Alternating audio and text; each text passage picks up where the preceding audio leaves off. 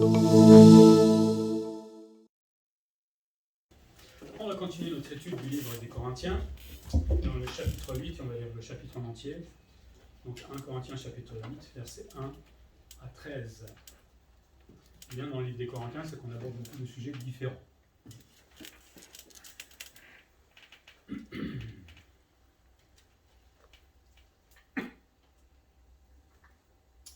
Donc, verset 1. Pour ce qui concerne les viandes sacrifiées aux idoles, nous savons que nous avons tous la connaissance. La connaissance enfle, mais l'amour édifie. Si quelqu'un croit savoir quelque chose, il n'a pas encore connu comme il faut connaître. Et si quelqu'un aime Dieu, celui-là est connu de lui. Pour ce qui est donc de manger des viandes sacrifiées aux idoles, nous savons qu'il n'y a point d'idole dans le monde et qu'il n'y a qu'un seul Dieu. Car s'il est des êtres qui sont appelés dieux, soit dans le ciel, soit sur la terre, comme il existe réellement plusieurs dieux et plusieurs seigneurs, néanmoins pour nous, il n'y a qu'un seul Dieu, le Père de qui viennent toutes choses et pour qui nous sommes, et un seul Seigneur, Jésus-Christ, par qui sont toutes choses et par qui nous sommes. Mais cette connaissance n'est pas chez tous. Quelques-uns, d'après la manière dont ils envisagent encore l'idole, mangent de ces viandes comme étant sacrifiées aux idoles, et leur conscience qui est faible en est souillée. Ce n'est pas un aliment qui nous rapproche de Dieu. Si nous en mangeons, nous n'avons rien de plus. Si nous n'en mangeons pas, nous n'avons rien de moins. Prenez garde toutefois que votre liberté ne devienne une pierre d'achoppement pour les faibles. Car si quelqu'un te voit, toi qui as de la connaissance, assis à table dans un temple d'idole, sa conscience, à lui qui est faible, ne le portera-t-elle pas à manger des viandes sacrifiées aux idoles? Et ainsi le faible périra par ta connaissance, le frère pour lequel Christ est mort. En péchant de la sorte contre le frère et en blessant leur conscience faible, vous péchez contre Christ. C'est pourquoi, si un aliment scandalise mon frère, je ne mangerai jamais de la viande, afin de ne pas scandaliser mon frère. Parler de l'amour vis-à-vis de l'autre, on a un exemple type qui est peut-être un peu moins dans notre contexte aujourd'hui, mais qui existe aussi, on va voir au fur et à mesure, qui peut exister dans notre contexte actuel. C'est ça, la connaissance d'aimer. Alors, un peu bizarre comme titre, mais vous allez comprendre. Pour résumer le livre des Corinthiens, enfin tout ce qu'on a pu voir jusqu'à présent, on se souvient qu'on est là dans une église absolument difficile, compliquée, divisée, sur beaucoup de thèmes qui remettaient en question l'autorité de son fondateur, l'apôtre Paul. Et Paul va venir, lui avait écrit quelques lettres à Paul, disant « t'es pas apôtre, t'es rien ». Et après, Paul de répondre, et il va les reprendre dans leur orgueil, on a vu ça au début, dans leurs conflits entre eux, dans les problèmes de sexualité, de mariage, puisqu'ils avaient une mauvaise notion de ces choses-là. Il y avait des fausses doctrines qui rentraient dans l'Église, et donc Paul les reprend au fur et à mesure.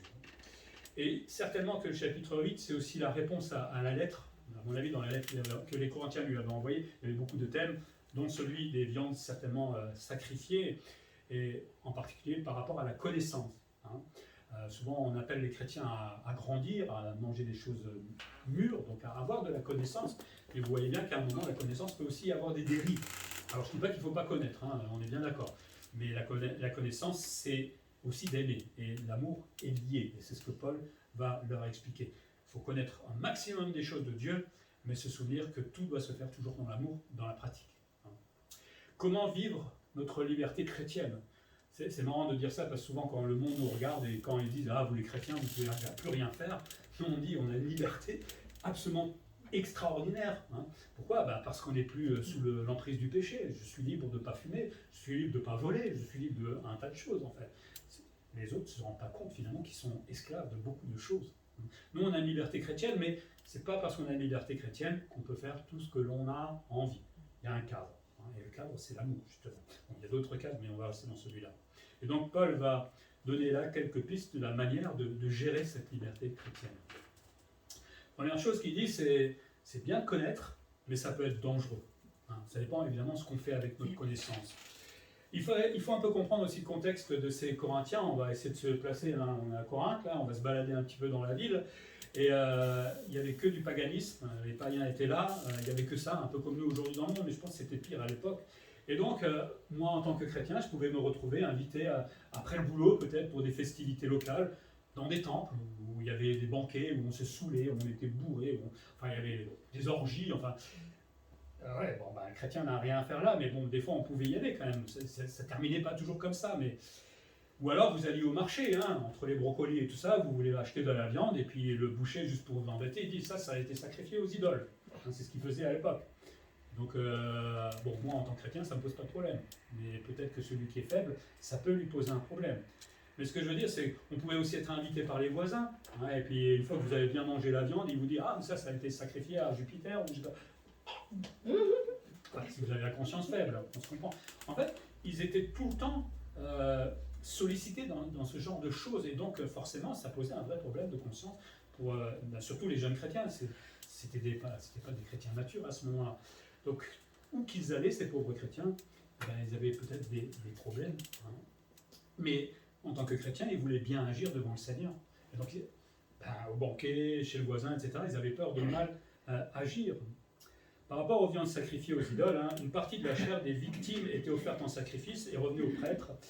Mais pas les prêtres, c'est pas les sacrificateurs de la Bible, hein, c'est les mauvais prêtres. Hein. Une autre partie était rendue à ceux qui avaient fourni le sacrifice, en fait, et ils l'employaient pour faire des repas sacrés, soit dans le temple, soit dans leur maison. Hein. Donc ils offraient un sacrifice. Une partie était pour le prêtre, et l'autre partie, on revenait pour nous. Et elle a été sacrifiée. Ce repas était d'ordinaire accompagné de plus d'abominables souillures, hein, c'est quelqu'un qui dit tout ça, qui faisait partie du culte corrompu du paganisme. Les pauvres avaient offert une victime, en vendaient ensuite la chair sur le marché, et là le chrétien se présentait donc aux chrétiens à diverses occasions de manger de ces viandes, de là un sujet de contestation dans l'église de Corinthe. Donc il y en a qui disaient on peut, il y en a qui disaient on ne peut pas. Ceux qui avaient la connaissance disaient on peut, ceux qui étaient faibles disaient on ne peut pas. Les Juifs convertis considéraient cette participation indirecte au sacrifice idolâtre comme une grande souillure. Pour eux, c'était inqualifiable.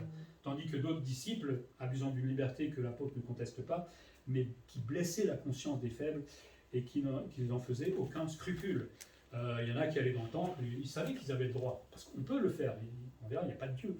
Mais si je vois que l'autre est blessé à cause de cela, quand même, il faut avoir un peu de respect pour l'autre. Hein. C'est ce que veut dire Paul. Donc il y avait cette culpabilité qui naissait chez certains chrétiens, faibles, jeunes chrétiens certainement. On rigole peut-être, mais j'en ai vu plein comme ça dans nos ministères, hein, qui étaient avec des problèmes de conscience. Manger cachère, on a le droit ou pas? Ou halal? On se pose la question, est-ce que j'ai le droit de manger du halal? Et oui, on a le droit. On n'offre ça à personne de toute façon. C'est peut-être moins cher des fois en plus. Mais bon, bref, c'est pas le problème. Mais pour eux, c'était des fausses croyances finalement. Hein. Les Juifs convertis et même plusieurs pères de l'Église croyaient, malgré les clairs enseignements de l'Ancien Testament, que les faux dieux du paganisme étaient en fait des êtres réels. Hein, pour eux, on offrait ça vraiment à des êtres réels, ou à des esprits méchants qui remplissaient de leur présence et de leurs influences mauvaises les choses qui étaient offertes en sacrifice. Ils croyaient donc aussi que s'ils mangeaient de ces viandes sacrifiées, eux rentraient en contact avec ces esprits ou en communion avec les démons. Hein, et se plaçaient donc dans leur dépendance. Et en tant que chrétien, évidemment, c'est pas imaginable. Et de là leur horreur pour les choses sacrifiées. Et parmi les païens convertis, il pouvait y en avoir qui partageaient ce préjugé et qui joignaient le triste souvenir de leur vie passée dans les souillures de l'idolâtrie. Ils se souvenaient de ce qu'eux avaient fait autrefois. Et donc, on se remet dans le même contexte, c'est un peu compliqué pour un chrétien. Donc, double raison pour rompre absolument avec ce genre d'actes. Donc voilà, des chrétiens qui avaient une conscience qui était extrêmement travaillée, et c'est pas que de temps en temps, c'était quasiment au quotidien. Hein, et ça devait être compliqué pour eux, et je comprends peut-être leurs problèmes. La question pour Paul de répondre, hein, c'est de savoir si le chrétien peut manger ou pas ce genre d'aliments, surtout sans péché, hein, ou sans qu'il y ait un culpabilisé dans son cœur. Je pense que Paul a dû être confronté déjà à ce genre de problème, puisqu'il va répondre assez clairement. Il n'y a pas 2 heures de réponse, c'est assez clair et dans sa tête, et lui certainement le vivait comme cela. Mais il va reprendre quand même la connaissance de ces Corinthiens. Je parle de ceux qui avaient une bonne connaissance, qui ne se gênaient pas de le faire, et au vu de ceux qui avaient pas de connaissance et qui étaient dans la faiblesse. Hein. Et Paul ironise un petit peu avec ces Corinthiens qui se la pétaient un petit peu, hein, que ces viandes offertes, c'est vrai, elles ne perdent pas de valeur nutritive, elles ne perdent pas leur saveur parce qu'on les a sacrifiées. Un steak, c'est toujours un steak. Hein, c'est midi qui approche, hein, et de plus en plus. Donc le sacrifice en lui-même ne changeait absolument rien à la viande. Ça n'avait pas d'impact si vous la consommiez, il n'y avait rien. C'était bon, c'est tout, avec un peu de sel, et on était content. Il n'y a pas d'impact direct. Mais cette connaissance enflait les Corinthiens. Hein. Moi, je sais. Et donc, je fais ce que je veux. Et tant pis pour toi qui es faible, je m'en fous de toi. Et là, c'est triste, justement. Et c'est là où on voit qu'il y a un danger dans la connaissance, c'est qu'à un moment, elle peut enfler. La connaissance peut enfler, et quand enfler en particulier les Corinthiens. Parce que la connaissance, ce n'est pas un guide suffisant. Certes, il faut connaître la parole de Dieu, parce que sinon on ne sait pas quoi faire. Mais ce n'est pas le seul guide, parce que si on reste que sur la connaissance, pensez aux pharisiens, on rentre dans l'orgueil à un moment, et on se trompe finalement. Mais dans les cas de conscience, il faut s'appuyer sur la connaissance, ce que faisait Paul, mais aussi sur l'amour. Les deux doivent travailler absolument ensemble, et c'est ce que dit Paul. Il ne s'agit pas de savoir si quelque chose est légitime. Si c'est légitime, ok, il n'y a pas de problème, mais la question est de savoir aussi l'impact que cela va avoir sur les autres.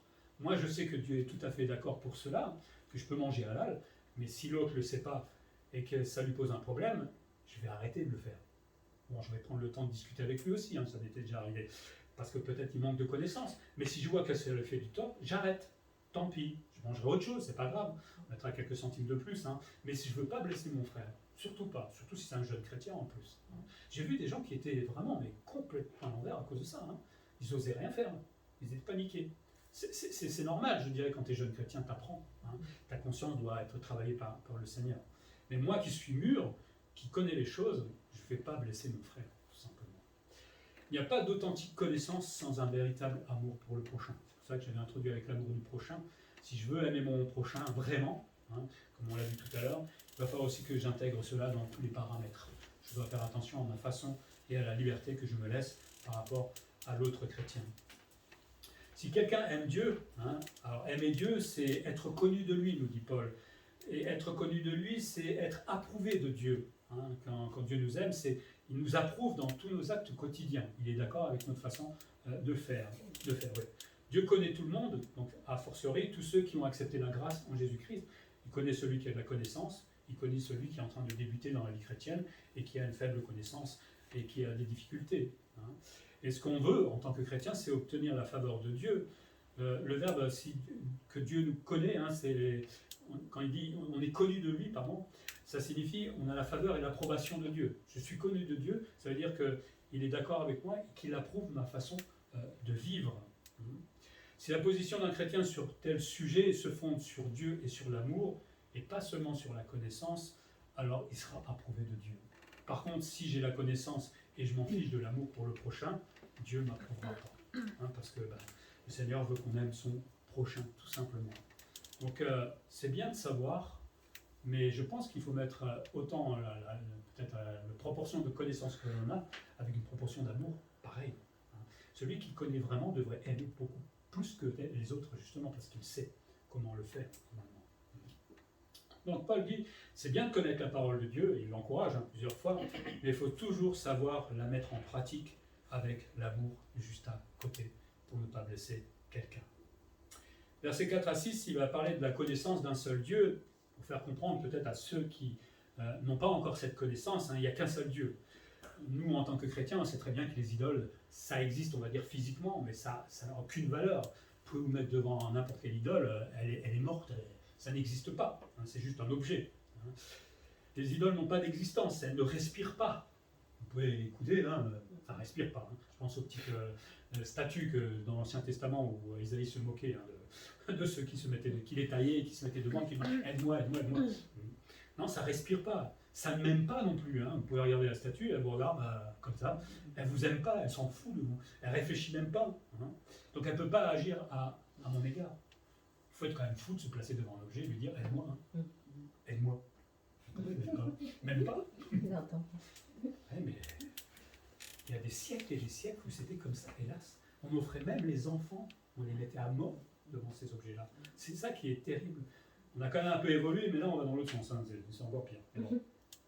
Paul admet néanmoins que, oui, il y a la mythologie à l'époque, avec les Grecs et les Romains et tout ça, ils avaient plein de dieux qui étaient dans le ciel, qui étaient sur la terre. Enfin, il admet qu'il y a une existence, on va dire, littéraire de ces choses-là, mais évidemment, ça n'existe pas en réalité.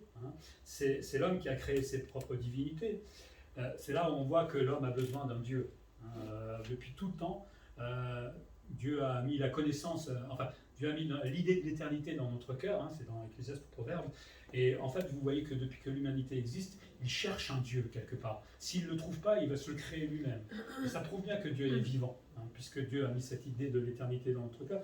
Donc on aspire à quelque chose de plus grand que nous, mais bon, l'homme, évidemment, on fait toujours ce qu'il veut. Et donc, l'homme crée ses propres divinités à partir du bois, à partir de pierre, enfin, vous savez tout cela. Hein. Quelque part, c'est souvent pour se rassurer, d'autres peut-être pour aller plus loin, pour l'adorer, et finalement pour être asservi tout simplement à ces petites choses en bois ou en métal ou en je ne sais pas quoi. Mais les divinités que représentent ces idoles n'existent pas du tout. L'objet existe, mais la divinité, ce qu'elle représente, n'existe pas. Hein. Jupiter n'existe pas. Il y a juste une planète qui s'appelle Jupiter, ça là existe. Et, bon, je ne l'ai pas vue, mais elle existe, on le sait.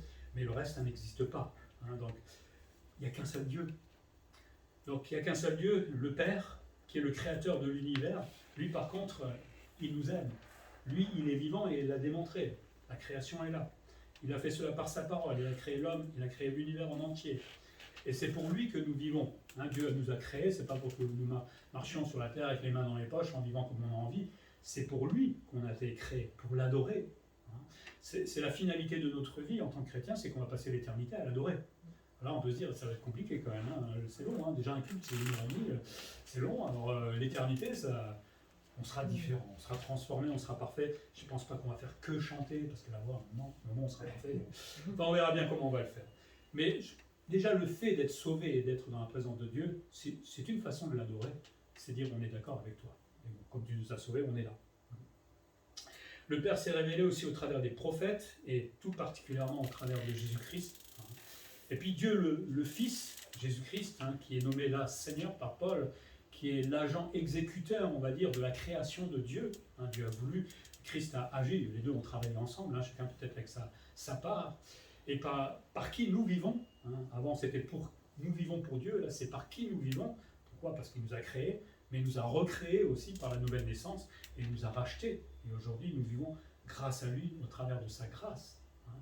C'est bien des fois de se dire, je suis né de nouveau, hein, je suis un être nouveau. On se regarde dans la glace, des fois on dit, on n'a pas l'air, hein, mais bon. Et pourtant, normalement, on est complètement différent. Mais on vit, ah oui, ça c'est la vie. Mais moi, je ne regarde pas à ma tête, hein, je regarde à mon cœur. Là, j'ai 25 ans encore. Ouais. Mais j'ai 2 ans, on va dire, spirituellement parlant, parce que par rapport à l'éternité, on a tellement encore à connaître de Dieu. Donc, Paul distingue le Père et le Fils ici pour montrer que les deux personnes dans la Trinité, les deux personnes de la divinité aussi, travaillent ensemble pour la création et pour la rédemption. C'est pas un qui fait quelque chose, tout le monde travaille dans la Trinité ensemble et pour notre bien finalement. Donc la connaissance reconnaît qu'il n'existe pas de divinité, donc il n'y a pas de danger. Si quelqu'un dit j'ai sacrifié cette viande pour truc machin bisure, ben dans notre tête on dit mais il n'existe pas, cette idole n'existe pas, donc je peux manger mon steak. Ah oui. Mais bon, le faible, lui, va se dire, ah ouais, mais si lui, il croit, donc j'ai un problème. C'est là où il faudra apprendre au faible, tout doucement, qu'il n'y a qu'un seul Dieu, justement. Et que c'est pas parce que les hommes ont inventé quelque chose que ça existe. Hein, je peux dire, là, je crois au Dieu choucroute. Je suis alsacien. C'est venu comme ça, mais le Dieu choucroute n'existe pas. J'aimerais bien quand même. Hein. Je vais arrêter un petit peu. Mais on se comprend. Mais c'est aussi débile hein, de dire que Jupiter existe ou que d'autres dieux existent. C'est exactement la même chose. Peut-être avec l'humour, la personne comprendra un peu mieux. Lui expliquer qu'il n'y a que Dieu qui existe. C'est le seul qui t'aime. C'est le seul qui peut faire quelque chose pour toi. Alors, si j'ai cette connaissance, et donc une liberté, hein, qui est formidable, mais Paul nous dit, mais tous n'ont pas cette connaissance. Et je pense souvent aux jeunes chrétiens, mais je sais qu'il y a des chrétiens qui ont 10 ans de vie chrétienne et qui ne connaissent toujours pas ces choses-là. Hélas. Eh oui, mais chacun avance à son rythme, ou c'est parce qu'ils disent pas la Bible. C'est autre chose encore. Faut comprendre que tous les jeunes chrétiens là, à Corinthe sont issus de la culture païenne. Donc c'est comme nous, hein, on est dans notre culture, dans notre famille. Au fur et à mesure, il va falloir se débarrasser d'habitudes qu'on avait. Hein.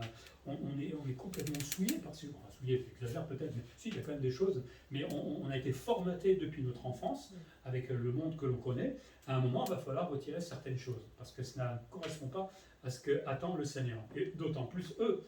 Nous, on n'est peut-être pas dans le paganisme que connaissait à ce moment-là. Hein. Vous alliez au temple, c'était l'orgie, on tuait les gens, enfin c'était chouette. Hein. Bon, il y a un peu de ça aujourd'hui, mais c'est pas omniprésent comme à l'époque, je pense. Donc il faut bien comprendre qu'il fallait qu'il y ait cette transition qui se fasse dans leur vie, hein, et particulièrement par rapport à ces viandes sacrifiées aux idoles. Eux concevaient l'idole comme encore réelle. Et forcément, si je crois que c'est réel, forcément ma conscience est faible, ma conscience est souillée. Et Paul dit ils sont faibles. Le fait qu'ils soient faibles, c'est pas forcément physiquement ou spirituellement, c'est pas ce qu'il veut dire vraiment, c'est plutôt ils ont l'aptitude de ceux qui ont des scrupules excessifs dans des choses qui sont neutres en fait. Ils exagèrent dans des situations qui ne méritent pas cela. Hein. Bon, ça arrive aussi à des chrétiens, des fois on exagère les choses. Hein. Mais pour eux, c'est pas qu'ils soient faibles dans leur vie chrétienne, mais c'est qu'ils sont vraiment touchés intérieurement par rapport à quelque chose qui leur pose un problème de conscience. Hein. C'est la manière dont ils envisagent en fait l'idole, hein, où on pourrait parler de la conscience de l'idole qu'ils ont. Quelqu'un disait la conscience des idoles, c'est le sentiment non raisonné, l'opinion instinctive, ou si l'on veut, le préjugé persistant que l'idole est un être réel. Aussi, on a de la crainte de se mettre en contact avec elle. C'est normal, si on croit que c'est vrai, je n'ai pas envie d'aller avec le démon, c'est tout à fait logique. L'exemple d'un juif, par exemple, hein, Paul va reprendre ça aussi avec un chrétien, mais un juif qui se convertit, il aura des scrupules à manger de la viande de porc, qui était interdit en fait dans la loi de l'Ancien Testament. Ça a été difficile pour beaucoup de juifs de se convertir dans le Nouveau Testament et de manger de ce genre de viande. Hein. À un moment, Pierre devait aller vers comment ça s'appelle, le premier païen qui s'est converti, Corneille, ouais, voilà, c'est ça. Le Seigneur a dû lui donner une vision, hein, pour qu'il comprenne, va tuer les bêtes et mange, pour qu'il comprenne que non seulement le salut maintenant est accordé aussi pas qu'aux Juifs, mais qu'il y a une liberté en Jésus-Christ, on n'est plus sous la loi. Hein, et on peut manger du cochon, c'est bon, il ne faut pas abuser, ça c'est pas bon pour le régime. Hein. Là il y a un autre commandement, on pourrait dire. Mais si ma conscience condamne une chose, ça c'est David qui le dit, je pêche en la pratiquant. Hein, dans Romains 14, 23, tout ce qui n'est pas le produit d'une conviction est péché. Et là, peut-être qu'il faut qu'on se remette des fois en question. Je fais des fois des choses et ça me pose un petit problème de conscience. Alors, il faut voir si la parole de Dieu est d'accord avec, mais si la parole de Dieu n'est pas d'accord avec, je pêche, parce que je suis au courant. Et donc, à moi de gérer cela. Donc c'est la manière dont ils envisagent l'idole, mais ils se trompent eux-mêmes. C'est pour ça qu'il faudra leur expliquer qu'il n'y a qu'un seul Dieu. Paul dit, ce n'est pas un aliment qui vous rapproche de Dieu. Ce n'est pas parce que vous mangez 2 choucroutes que vous serez plus chrétien. Vous serez plus malade. C'est pas la même chose. Je suis désolé, j'ai vraiment faim. Mais ce n'est pas parce que vous ne mangez pas de cette fameuse choucroute que vous serez moins chrétien. Hein, ça ne change rien. Vous pouvez manger comme il faut, hein, avec un bon régime alimentaire équilibré. Vous voyez, François, il me donnera des trucs. Mais ce n'est pas un aliment qui me rapproche de Dieu ou pas. C'est pas ça. Hein, les aliments, pour Dieu, n'ont pas une grande importance, sinon qu'ils sont là pour que nous les consommions, tout simplement. C'est lui qui les a créés. C'est lui qui a permis qu'on ait de la viande. C'est lui qui a permis qu'on ait des œufs, etc. Donc je ne vois pas pourquoi on ne pourrait pas les manger, même si quelqu'un dit l'avoir donné à quelqu'un d'autre qui n'existe pas. Donc il n'y a rien qui s'est passé, finalement. Se priver ne permet pas non plus de gagner plus de faveur de Dieu. On peut se dire, ah, mais je ne vais pas manger ces choses par respect par les autres, mais peut-être que je serai un meilleur chrétien. Ben non. Au contraire, vous faites du mal à votre corps, peut-être. Là, on va dans le sens inverse de ce que Dieu veut. Le Seigneur veut qu'on s'alimente correctement, pas trop peu et pas trop. Il y a toujours un équilibre à avoir. Mais attention, nous dit Paul, à notre liberté. Que notre liberté ne devienne pas une pierre d'achoppement pour le prochain. Et en particulier pour ce frère qui est faible, comme on a vu tout à l'heure. C'est là justement que la loi de l'amour est en train d'intervenir.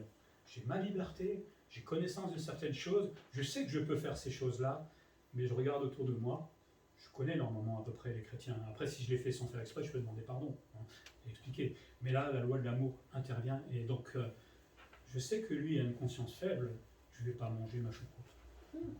S'il sait qu'on peut la manger, ben on va la manger ensemble, on va la partager, tout simplement.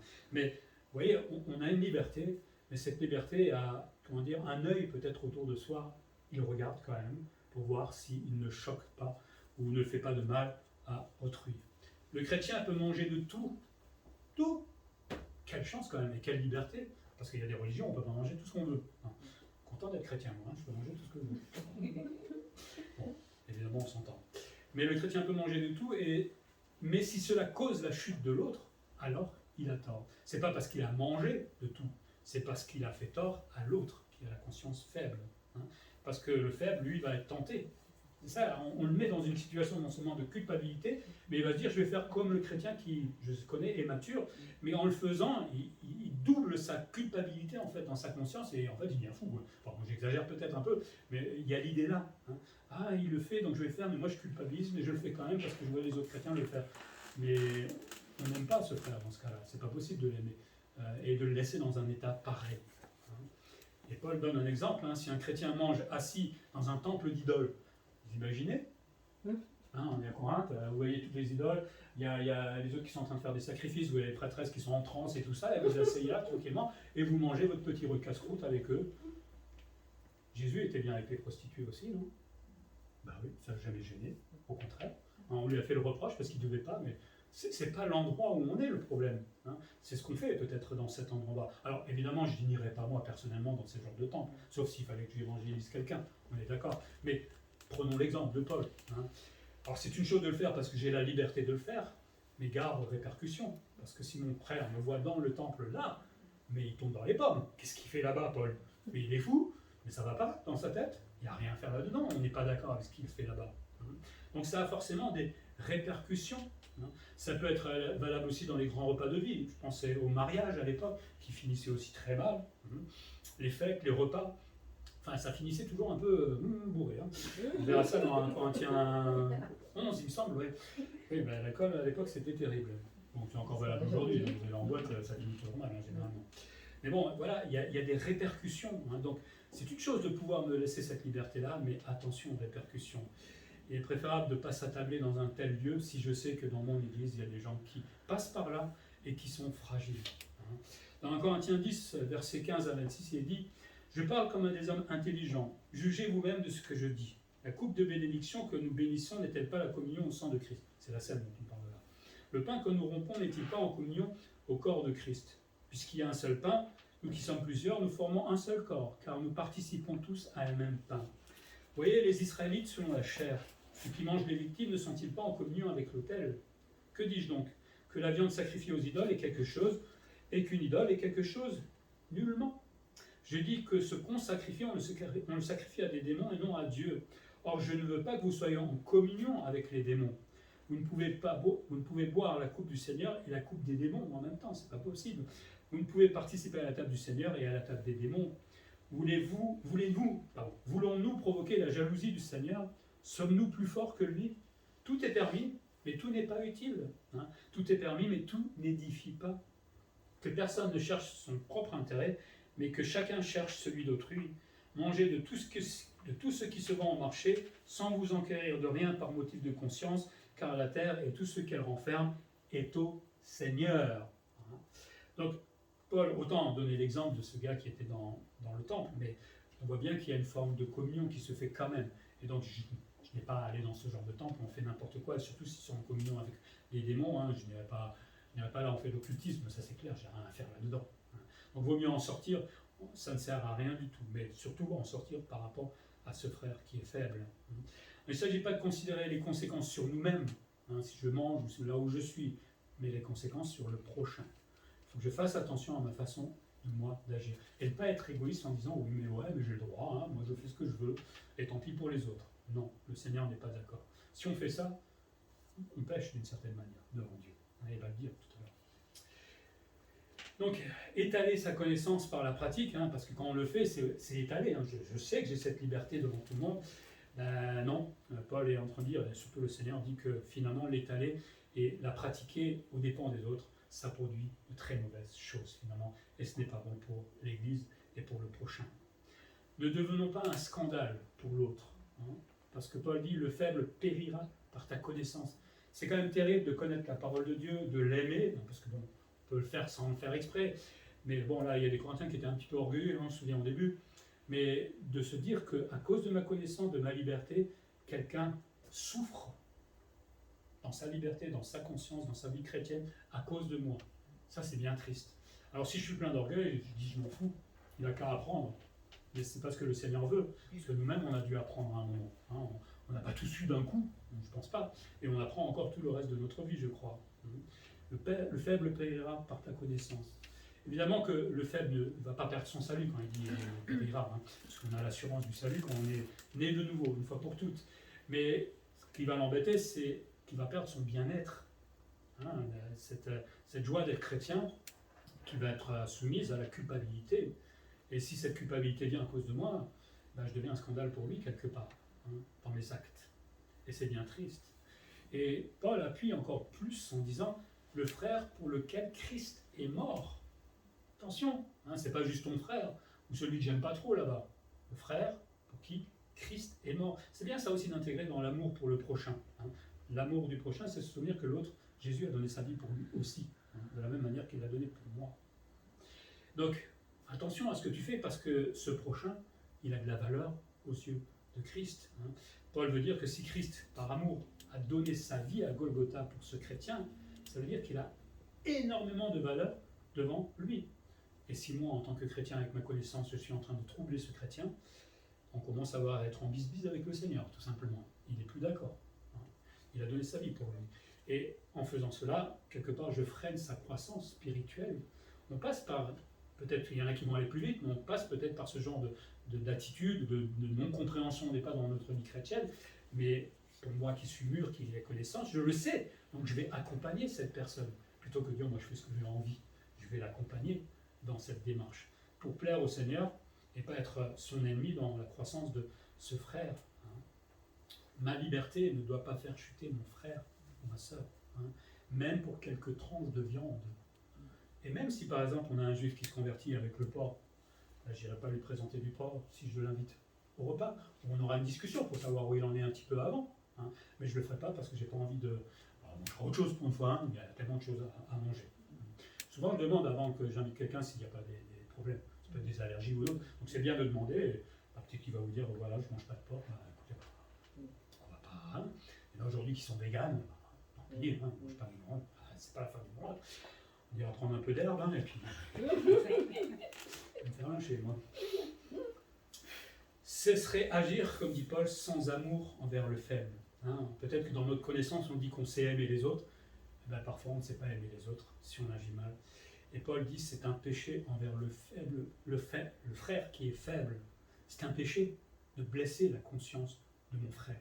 Il ne faut pas juste se dire ah ouais, il n'a pas la connaissance, il ne sait pas, moi je sais, etc. Il n'a qu'à apprendre. Si je le fais et qu'il est blessé, je suis en train de pécher. Je dois demander pardon à Dieu, je dois demander pardon au frère. Comme tous les péchés, je dois me repentir d'avoir fait cela. On minimise des fois ce genre de choses, hélas. Et pourtant, le Seigneur y prête garde. Attention. Tout ce que nous faisons au plus petit de ses frères, nous dit la Bible, nous le faisons aussi à Christ. Si je blesse mon frère dans sa conscience, j'atteins Jésus-Christ.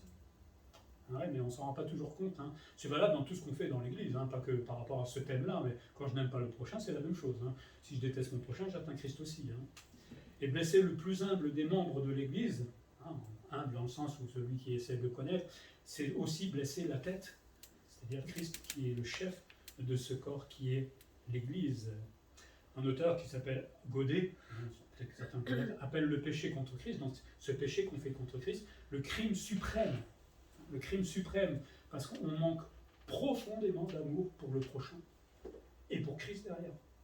C'est pour ça que ça nous paraît peut-être simple comme ça, ou bon, on n'y pense pas plus, mais il faut comprendre la conséquence et le péché que l'on fait finalement derrière. C'est aussi grave que de mentir, que faire autre chose comme péché. Et Dieu en tient absolument compte.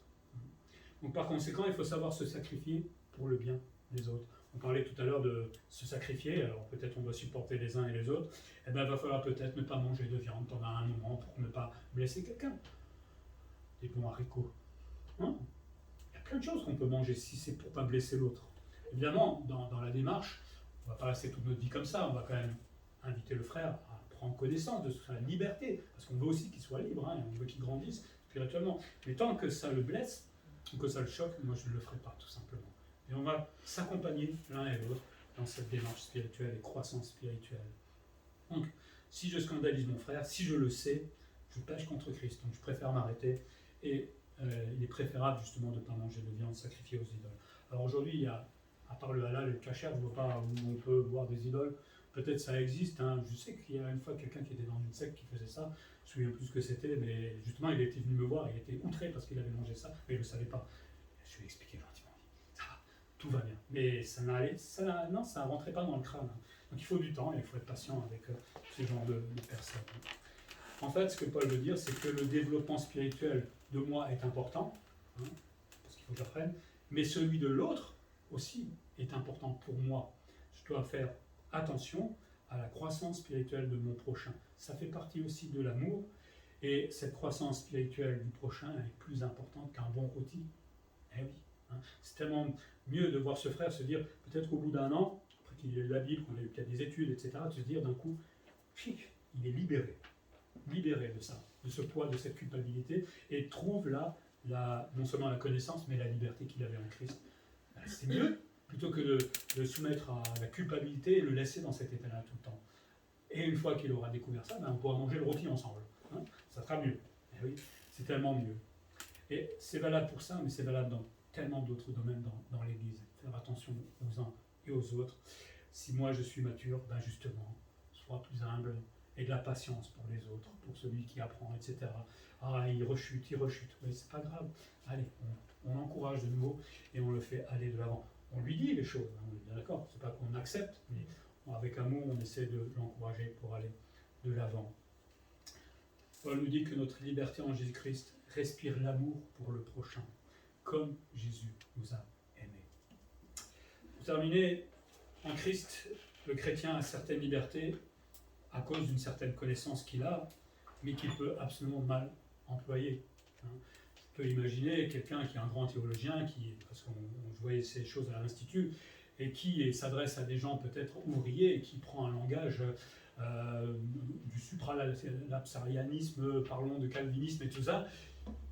Qu'est-ce qu'il raconte le gars, hein? Il faut s'adapter aussi, mais parce qu'on veut montrer notre connaissance, on fait exprès de frimer, hein, parce que je pourrais vous parler en grec ou je ne sais pas quoi si je voulais, mais on s'adapte. Ça c'est pour frimer, et là finalement on met les autres aussi dans une culpabilité, parce qu'ils disent « Ah, je ne connais pas ces choses-là », et finalement on les blesse aussi. Vous voyez, il y a plein d'autres petites choses ou domaines dans notre vie où on peut mal employer notre connaissance. Et c'est de l'orgueil bien souvent. Hein, cet orgueil de la connaissance doit se transformer en amour, humble. À un moment qu'on a de la connaissance, une vraie connaissance, on devient de plus en plus humble, normalement. Hein. Quand on a le cerveau plein, normalement le cœur, il devient de plus en plus petit, enfin l'ego devient de plus en plus petit, parce qu'il connaît beaucoup de choses. Mais surtout, il sait ce que Dieu attend. Donc on devient plus humble pour le prochain. Ceux qui sont matures dans l'Église, il y en a, on sera un jour peut-être aussi, hein, justement, ayant de l'amour, ayant de la patience pour le faible, comme Jésus, on l'a dit, en a pour nous. Hein. Si j'en ai pas pour le prochain, imaginez que Jésus le fasse de la même manière pour moi. Aujourd'hui, j'ai pas envie de te pardonner. Bien fait pour toi. Tu veux pas pardonner à l'autre, pourquoi moi je te pardonnerai, hein? Eh oui, si j'ai conçu l'iniquité dans mon cœur, hein, disait David, Dieu ne m'écoute pas. Et si je n'ai pas pardonné à quelqu'un et que moi je me présente devant Dieu et je dis Seigneur pardonne-moi, Dieu ne m'écoute pas. Hein. Ça on le sait, mais on va quand même se présenter devant Dieu et on demande pardon, etc. Mais Dieu ne pardonne pas. Il faut aller régler le problème d'abord. Vous savez, quand dans le pardon, il y a deux dettes. Hein. Il y a celui vis-à-vis de la personne qu'on a offensée et il y a une dette vis-à-vis de Dieu. Il faut régler les deux. On ne peut pas que régler la dette de Dieu. Il faut aller régler la dette avec le gars qu'on a offensé aussi. Ça, c'est un autre sujet, le pardon. Mais bon. Il s'agit aussi, et là, c'est cette démarche qu'on va prendre avec une personne, si on se rend compte qu'elle est dans cet état de faiblesse, on va dire, on va la prendre et on va lui apprendre à vivre la liberté en Christ. On ne peut pas non plus le laisser dans cet état-là. Ça, c'est pas juste non plus. Hein. Donc, on va essayer de lui expliquer. Ça prendra peut-être du temps. Vous savez, si je vous demandais de changer de pensée d'un seul coup, on n'y arrive pas. Hein. Vous avez des convictions que vous avez, on ne change pas de conviction en une minute. Pour certaines, c'est possible, mais pas pour d'autres. Et donc, il faudra du temps. Hein. Et surtout, lui dire, regarde, sur Terre, il y a beaucoup de choses que l'homme a inventées, mais il n'y a qu'un seul Dieu. Toutes ces choses que l'homme a inventées ne peuvent rien pour toi, ne t'aiment pas, sont inertes, n'existent pas. Dieu, lui, existe, puisque tu es chrétien, c'est qui croit. Hein. Dieu existe et Dieu t'aime. Dieu respire, entre guillemets, et donc peut agir pour toi. Et je pense que c'est là la clé. Il faut que la personne qui croit se mettre en communion avec ces viandes sacrifiées et ce qu'il y a derrière, comprenne qu'il n'y a finalement rien derrière, elle se met en communion avec rien du tout. Hein. Et donc à nous, en tant que chrétiens matures, d'accompagner ces gens-là dans leur croissance spirituelle pour qu'ils deviennent aussi libres que nous en Jésus-Christ. Et si, parce que nous avons de la connaissance, nous avons donc la liberté en Jésus-Christ, et c'est là où je dis un peu, nous avons la liberté d'aimer tout simplement le prochain. On va prier. Seigneur, merci pour ta parole et pour ces petites choses pratiques de notre liberté en toi, de la vie de tous les jours, que peut-être on n'aurait même pas eu idée d'y réfléchir, mais merci parce que ta parole nous laisse des moyens d'apprendre à vivre bien les uns avec les autres, à aimer réellement, Seigneur, et particulièrement dans ce domaine des viandes sacrifiées, même si c'est plus trop d'actualité, mais il y a d'autres choses qui peuvent peut-être blesser la conscience des jeunes chrétiens, voire plus vieux chrétiens, mais Seigneur, apprends-nous à être sensibles dans ce domaine-là, à mon prochain. Justement, il faut apprendre à le connaître, donc à l'aimer. Et quand je vais l'aimer et le connaître, je saurai où il en est avec toi aussi, Seigneur. Et si je vois que il est dans une culpabilité dans un domaine, je vais essayer de ne pas faire ces choses-là pour ne pas le blesser, Seigneur. Aide-nous aussi à avoir l'amour et le tact pour accompagner ces gens-là vers la liberté que tu veux leur donner, Seigneur. Pas toujours simple, Seigneur, mais évidemment c'est notre travail, mais surtout ton travail qui se fera dans notre cœur. Oui, Seigneur, apprends-nous à nous aimer les uns les autres dans tous les domaines de notre vie et dans tous les domaines pratiques. Pour ta gloire, Seigneur, et en Jésus-Christ. Amen. Amen.